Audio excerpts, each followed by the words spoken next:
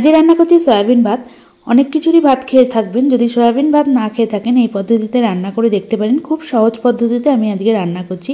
তার জন্য এখানে বড় কাপের 2 কাপ বাসমতি চাল ভালোভাবে ধুয়ে আধ ঘন্টা মতো ভিজিয়ে রাখছি। বাসমতি চাল দিয়ে ভাত করার সময় যদি আধ ঘন্টা ভালোভাবে জলে ভিজিয়ে রাখা যায়, ভাত কিন্তু খুব ঝরঝরে হয়।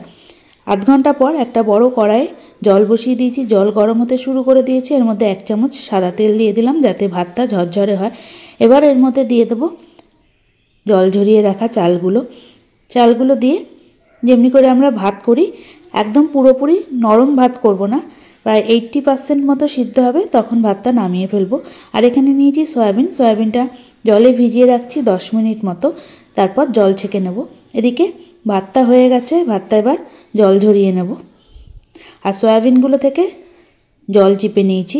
এবার এর মধ্যে দিয়ে দেবো 1 চামচ সয়া সস, তারপর দিয়ে দেবো ভিনিগার।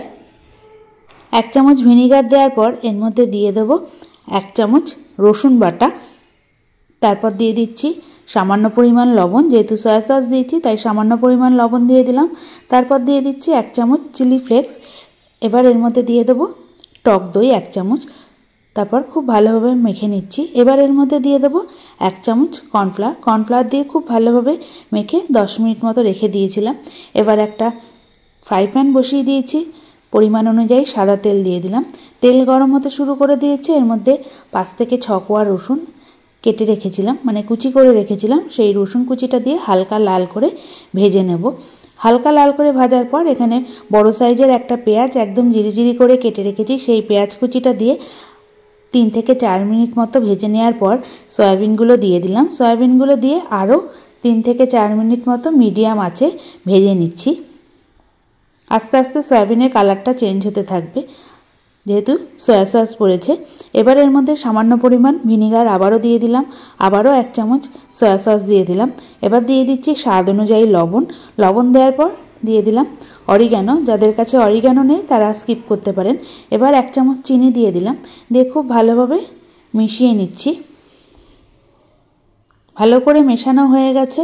এবার এর মধ্যে দিয়ে দেবো ভাতটা দিয়ে খুব ভালোভাবে মিশিয়ে নেব। এই সময় গ্যাসের আঁচটা একদম সিম আঁচে করা আছে। প্রথমে ওপরে ভাতগুলো দিয়ে আলতো হাতে খুব ভালোভাবে 2 থেকে 3 মিনিট মতো মিশিয়ে নিচ্ছি। ভালো করে মেশানোর পর ওপর থেকে আরও কিছুটা চিলি ফ্লেক্স ছড়িয়ে দিচ্ছি। দেখুন ভাতটা কতটা ঝরঝরে হয়েছে আর খুব সুন্দর গন্ধও বার হয়েছে। যেহেতু রসুন ভাজার একটা সুন্দর গন্ধ, সেটা ভাতের সঙ্গে মিশে খুব সুন্দর খেতেও হয় আর দেখতেও ভালো হয়। সামান্য পরিমাণ চিলি ফ্লেক্স দিয়ে আবারও বেশ খানিকক্ষণ মতো মিশিয়ে নিলাম। তাহলে তৈরি হয়ে গেল সয়াবিন ভাত। আশা করছি রেসিপিটা ভালো লাগলো।